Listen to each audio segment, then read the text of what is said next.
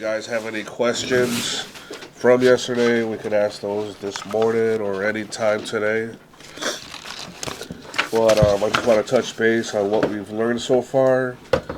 We started talking about Bitcoin mining, how it contributes to the network. We also talked about the incentives to mining Bitcoin. How does mining Bitcoin relate to the energy grid? If you guys have any more questions regarding those questions, we can discuss that now. But like we talked briefly about the energy grids and incentives to mining Bitcoin, we could talk about like the flare gas. You know, a lot of the wasted solar, a lot of the wasted wind power, just how valuable that is to Bitcoin mining. How it can really create more jobs like we're doing today, more money for the towns, the cities. This is something they're doing in different countries. Kenya, they're doing a project where they're doing Bitcoin mining. They're utilizing the heat, as you saw yesterday, and they're using that heat to heat homes, heat hotels, and they're really monetizing every molecule. So that's the thing I think about Bitcoin is it gives people an opportunity to get really creative to where they're monetizing wasted fuels, power, monetizing manpower, wasted manpower, heat, and things of that sort. So it really opens up different opportunities across the board. So I think those are more things we could add for incentives to mine Bitcoin, how they create more jobs, heating, and just more revenue for towns and places that had none before. Same thing with the energy grids. Helping them balance, helping them make more revenue to build bigger, better infrastructure to give us lower cost of energy. So, like, as we learn, we can just continue to add to these questions with different answers. We talked about different environments. If you were setting up a farm in Alaska, you're tasked with different issues in Alaska than you would be in Texas. You guys got to see some of the issues with miners, so you could kind of understand how overheating happens. Lack of exhaust air is a big issue, causes problems. So that's something that goes in hand with the maintenance schedules, changing filters, making modifications, really making your farm site specific. So the guys in Alaska, the people in Texas, and then we had people in Canada, how you would change your on-site infrastructure as the climate changes, the seasons change. That would be something you'd keep an eye on. So basically, like, no two sites are the same. Right. And there's always going to be some differences. Oh, yeah. And weather changes constantly. Yeah. We're getting worse storms in places we had none. You can have new construction. Mm-hmm. So that forest you had outside of your site that was keeping the dust back, yep. If they level that and they're doing construction, you're going to have heavy, heavy dust. Yeah. There's all types of things. Locusts come, not every year, but a couple years after your farm's there, you might have tons of locusts. What's the other bugs? Cicadas? Oh, yeah. Every 13 years or whatever. See? You're not thinking ahead, but come cicada season. Yeah. Do those bugs get into the machine? Oh, if you don't have good filtrate systems? Bugs this big will get in the machine? Pieces of them. Oh, okay. Because whatever makes it through the filter, it's coming right into your machine and it's trying to get in there. So yeah, they'll get in there somehow. It's in the air. I found bird wings. Oh, fuck. Bug wings. Yeah. Moths everywhere. Moths, big ones, chunks, big ones, yeah. Beetles. Yeah, a little bit everything. Yeah, yeah. You'll see just a history of like creatures in the front of your miner. And like, I feel like if you're running a site, that can be part of your daily like walkthrough, you know? Yeah. Maybe sweep this little container, things like that. Right, because we maintenance for that would be compressed air. You would take it in the machine, you would open the fans, you would blow them out, kind of getting all the loose debris You could use a soft bristled brush to brush it as you clean the miner, getting a lot of that caked up chunks. But as we learn about the hashboard repair, a lot of it gets on the different components throughout the board. So you'll need to take it out and kind of give it a better cleaning.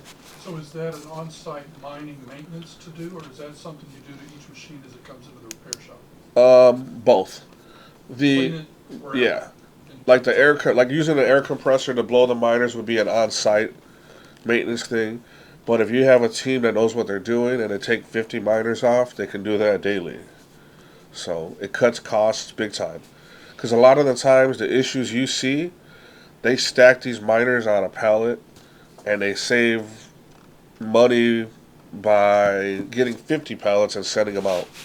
But in reality, you guys could be doing the work on site, saving money, saving the amount of time the miners are offline, so that's more hash rate, and the cost of sending a semi across country for a month or more to repair them and bring them back.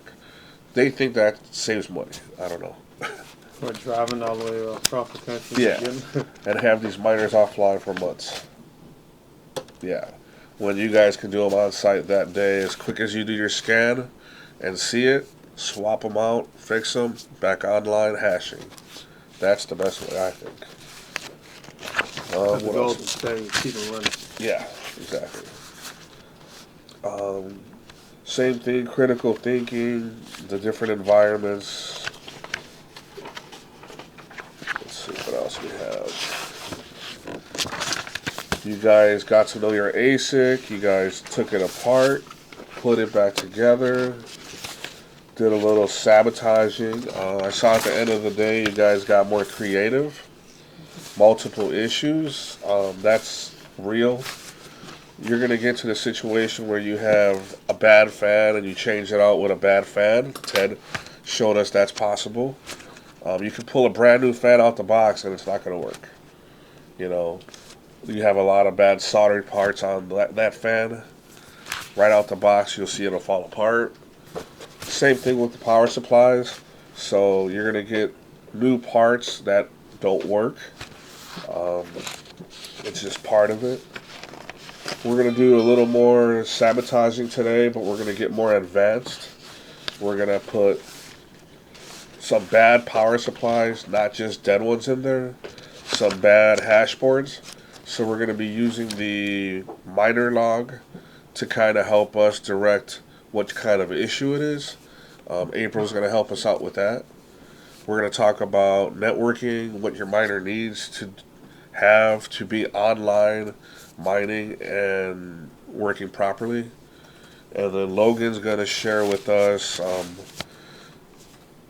a live farm. How many miners we're looking at today? About 2,200, a little over 2,000. So his job, he works remotely and he looks over a farm, and he's going to show us that in real time and how he does his thing and keeps that mine at 100%.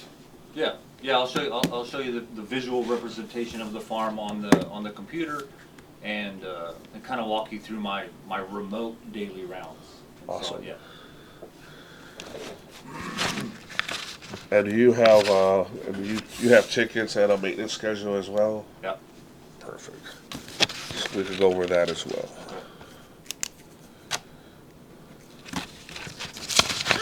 And when you say 2,200, do you mean 2,200 like boxes, like shells, or do you mean hash boards?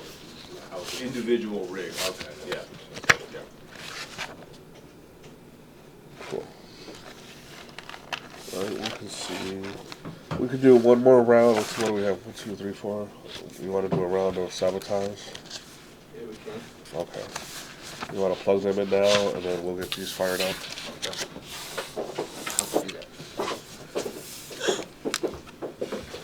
Everybody, if they want to open up their BTC tools. And this would be something when you get to the site, you'd start your day off by doing like a scan. So you know your farm has X amount of miners. You want to do a quick site scan, start your day off to see what's. You might have had really bad storms, which we did. Mm-hmm. So you might have power issues. You might have a lot of that humidity combined with the dirt and debris on your miner. So you are going to see a lot of extra issues. So have you, so like say,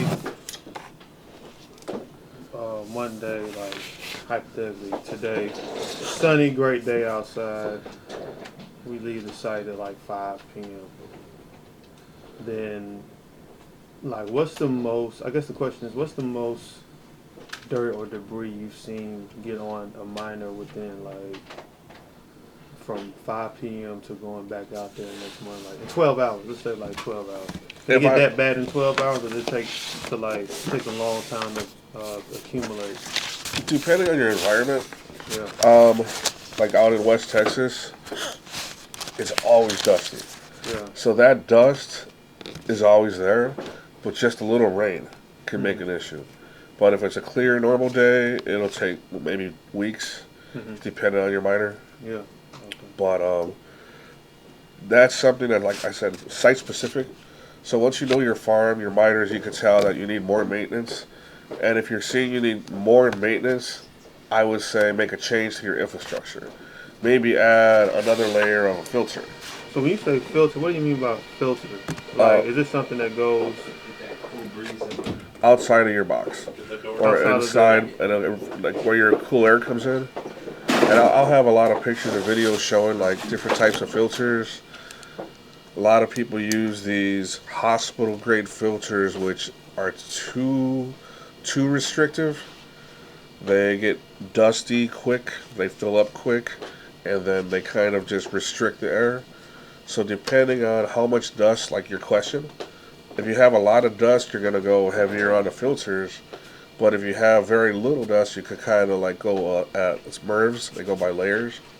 You could do like a MERV 4, which MERV? is MERV. That's the level of the filter restriction, how you spell that? like MERV. And I'll show pictures of different layers. Some of the filters are like transparent, and some of them are like blankets.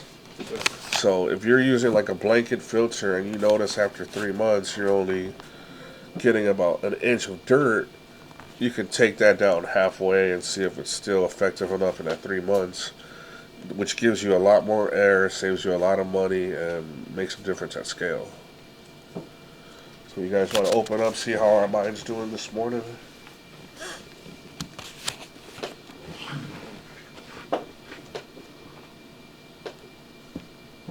Got bad storms, might have issues, might have power down, might have internet down.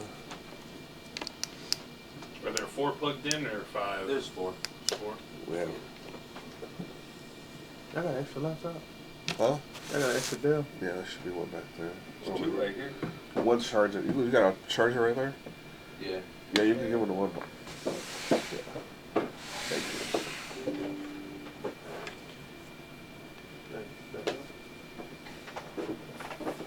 Hey, Justin, the password for it is 1101.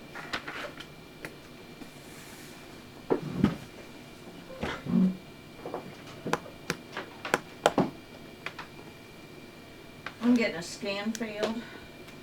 No such host known.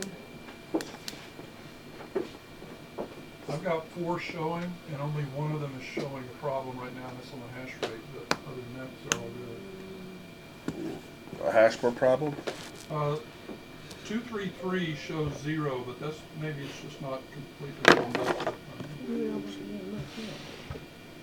It might be the, yeah. No, I want to just see like how like other details. Oh, yeah. Awesome. Awesome. Awesome. Awesome. So what's your next step?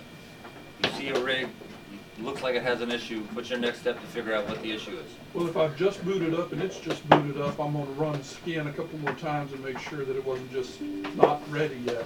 Okay. Okay, but if the hash rate is low, it probably either has to do with low power or a low Yeah, I got the same hash issue. board or control board. If it's a 0 rate, it may be that it's unplugged or broken or needs to be replaced. Well, Okay. it's showing on the network, so you know it's plugged in. 'Cause it's Right, but I connect- meant the hashboard itself. Oh, The okay, control okay, board okay. itself, Oh, not right, the right. hashboard. Yeah, yeah, no, good, yeah, yeah, okay. Okay. All right, so now how do you figure out, how can you use what's in front of you to find out what it might be of those options? Well, I didn't get to go into like all the codes yesterday, so I don't know. I might look there. I don't know. Do that, yeah, go, Okay. so access the actual rig. Okay, so Yeah. there's the. Yeah. So what do I do? Click on it? Yep. See what you guys did so little time. We got our fans going. We have 3 hashboards. So we go to minor Just this log, one, Marcus? and then Just this one? usually I'll scroll Yes. to the bottom. It's gonna, power supply that can't give enough I'll power. look for where it says. Oh, you put them. minor Oh, log. that That's was why it's quick. on. Oh, y'all already started out And then I'll start sabotaging. looking. Yeah. Oh, I thought I thought we were gonna go. Okay. Me too. That's why I Shit, let's asked. just go ahead out the rip. Those are I'm your like, hashboards. dang. So the hashboard. It's So reading no through matter it. what, this is not supposed to Going work. down. This is just the code of the hashboard. Yeah, so try to figure out, okay, you got one of those 4 that is not, Okay. it's cool. not operating I to think spec. we found the problem here. Try to figure out why, Power what's loss? wrong with it. Just by looking at. Just look using your above that, computer. You and can it access says the actual computer. Power voltage. You can read the logs and see if you can find something in there that says error. So that can be. So like to find your log, It could be you, a power. you, it you could be go a right bad here. Power supply. Do you have your log not a open? dead Yeah. one. It So can what still you be do is working, you but scroll it just down. Doesn't have the ability to run the miner. It'll be towards your So, bottom after all the checks, That's right what he's around about here. to find right now. Okay, and this right here, can this also, Whenever you see like a failure, Error sock init failed. right here. Oh, power voltage. Oh, that thing. Yeah, Okay. my note says that is a voltage regulator cable might be. That's what I have in my notes. For the power version failed, Yeah. and then when you see this, power voltage cannot be met, cannot meet the target. Is that that little cord we looked at? Although this would be the cord, this would be the power supply itself, is not reaching a certain voltage. Like it's powering Oh, that on. was yesterday afternoon though. Right. Yeah. So this is the thing. So- This is a new one, yeah. So we could try changing that cable, and if the cable doesn't make a difference, then we know it's a bad power supply. Yeah, some power supplies will turn on, but like you'll see in the log, it won't meet the target, so it doesn't have the ability to run that miner. Right. can a bad power supply only affect a certain part of the machine and not all of it? Yeah, that's what it's doing right now. Okay, It's that's got what I enough mean, is power that- to Right. to power the control board. The fans are going. So everything, it can power everything else just fine, just one part of it, it's not powered. The Right. hashboards are what really draw the power.